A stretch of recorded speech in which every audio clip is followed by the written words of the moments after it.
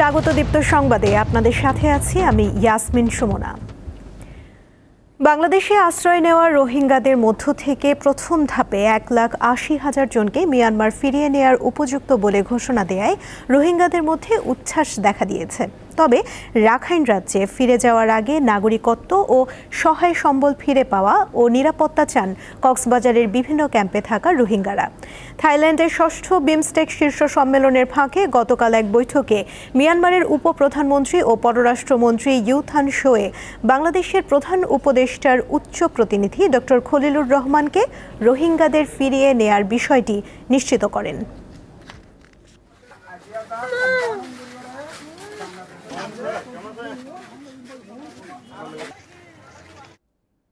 কক্সবাজারের রোহিঙ্গা ক্যাম্পে রয়েছেন সহকর্মী হারুনুর রশিদ। তিনি যোগ দিচ্ছেন আরও তথ্য নিয়ে। হারুন, রোহিঙ্গাদের ফিরিয়ে নেয়ার ঘোষণা দেয়ায় ক্যাম্পের বাসিন্দাদের প্রতিক্রিয়া কেমন দেখছেন? সুমনা, আপনি জানেন যে গতকাল বিমস্টেক সম্মেলনে ডক্টর রিনোসের প্রতিনিধি এবং মিয়ানমারের উপপ্রধানমন্ত্রীর সাথে বৈঠক করে সেখানে বাংলাদেশের আশ্রিত প্রায় 1,80,000 রোহিঙ্গাকে নেওয়ার জন্য তারা সম্মত হয়েছে মিয়ানমার কর্তৃপক্ষ।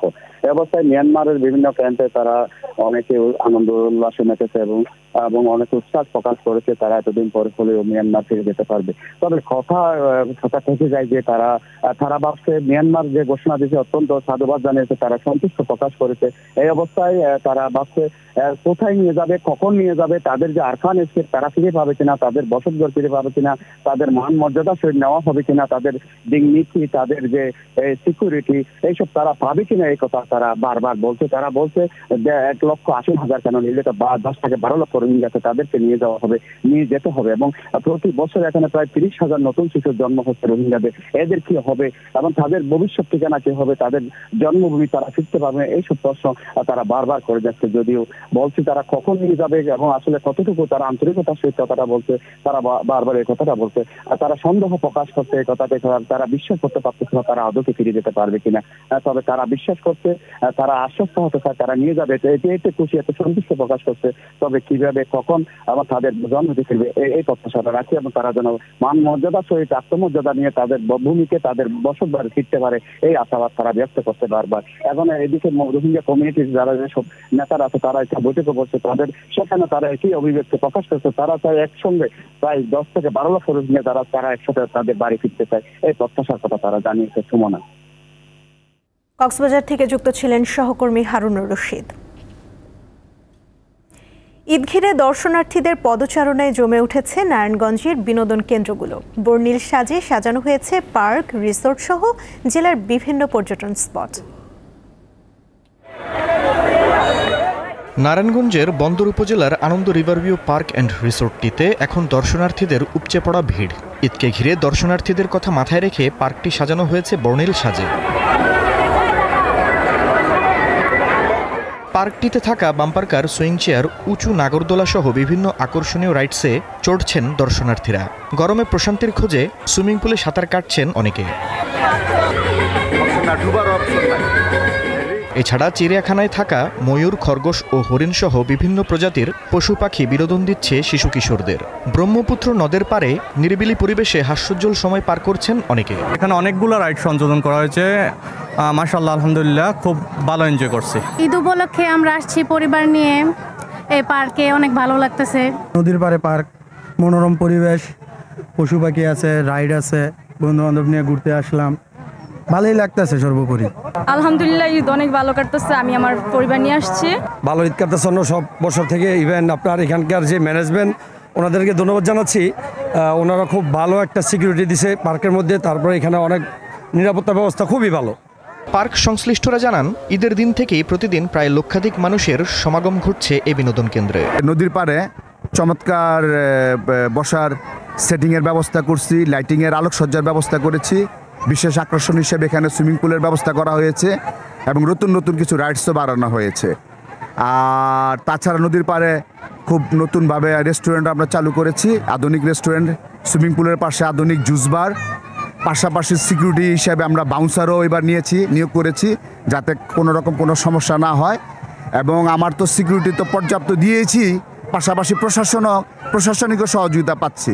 এছাড়া নারায়ণগঞ্জের শেখ রাসেল পার্ক সহ অন্যান্য বিনোদন কেন্দ্রগুলোতেও মানুষের উপচে পড়া ভিড় দেখা গেছে। দীপ্ত বার্তা কক্ষ। নারায়ণগঞ্জের বন্দর উপজেলার লাঙ্গলবন্দের আদি ব্রহ্মপুত্র নদে সনাতন ধর্মের অনুসারীদের অষ্টমী স্নান উৎসব চলছে। গতরাত 2:08 এটি শুরু হয়। এ বিষয়ে জানাতে নারায়ণগঞ্জ থেকে যুক্ত হচ্ছেন সহকর্মী গৌতম সাহা। গৌতম, স্নান উৎসব কতক্ষণ চলবে আর ভক্ত অনুরাগীদের সংখ্যা এই মুহূর্তে কেমন দেখছেন?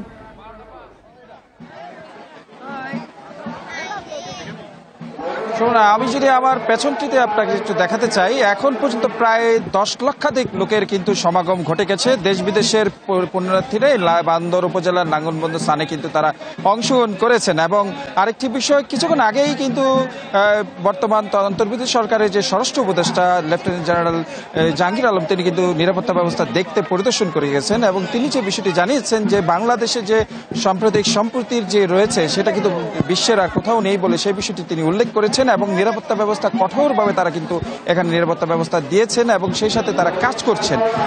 এখন পর্যন্ত যে বিষয়টি আমরা জেনেছি, আজ রাত 12:58 কিন্তু লগ্ন শেষ হবে, অর্থাৎ গতকাল শুক্রবার 2:08 কিন্তু এই লাঙ্গলবন্দর স্নান উৎসবের লগ্ন শুরু হয়েছিল এবং গতকাল থেকে কিন্তু মানুষ আসা শুরু করেছে। এখন পর্যন্ত মানুষের ঢল কিন্তু নেমেছে পুরো লাঙ্গলবন্দর এলাকা জুড়ে। এখানে মূলত 20টি ঘাট রয়েছে, রাজঘাট সহ বিভিন্ন ঘাট, কালীঘাট রয়েছে। সেই ঘাটগুলোতে কিন্তু মানুষের উপচে পড়া ভিড় আমরা লক্ষ্য করেছি। হে ব্রহ্মপুত্র মহাপুরুষ, তোমার কাছে অর্পণ করলাম আমাদের পাপ মোচন করো। সেই পাপ মোচনের বাসনায় কিন্তু মানুষ এখানে আসছেন এবং তারা কিন্তু এখানে স্নান করছেন এবং তাদের যে প্রার্থনা রয়েছেন, তাদের যে মনের বাসনা রয়েছেন সেগুলো কিন্তু তারা প্রার্থনা করছেন এবং নিজেদের কল্যাণ এবং দেশজাতির কল্যাণে কিন্তু তারা প্রার্থনা করছেন।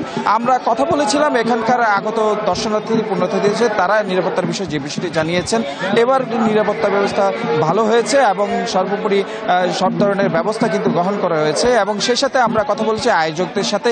এখানে 58টি কিন্তু ক্যাম্প, সেবা ক্যাম্প কিন্তু চালু করা হয়েছে। সেই সাথে মেডিকেল ক্যাম্পও রয়েছে, অ্যাম্বুলেন্সের ব্যবস্থা কিন্তু চালু করা হয়েছে। সেই সাথে এখানে আমরা যে বিষয়টি দেখেছি, সেনাবাহিনী, র্যাব, ফায়ার সার্ভিস, নৌ পুলিশ সহ আইন শৃঙ্খলা বাহিনীর প্রায় 1,500 কিন্তু আইন শৃঙ্খলা বাহিনীর সদস্যরা এখানে কিন্তু নিরাপত্তার কাজ করছেন। এবং এখন পর্যন্ত মানুষ এখনো আসছেন দেশ বিদেশের বিভিন্ন প্রান্ত থেকে, বাংলাদেশের বিভিন্ন প্রান্ত থেকে।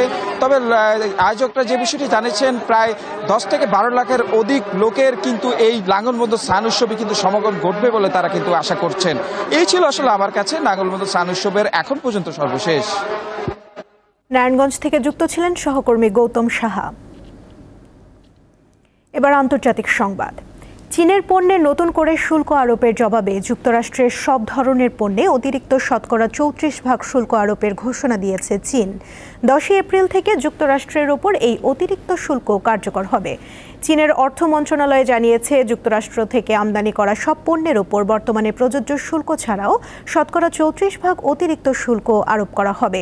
তাছাড়া 7টি বিরল খনিজের উপর রপ্তানি নিয়ন্ত্রণ আরোপ করেছে বাণিজ্য মন্ত্রণালয়।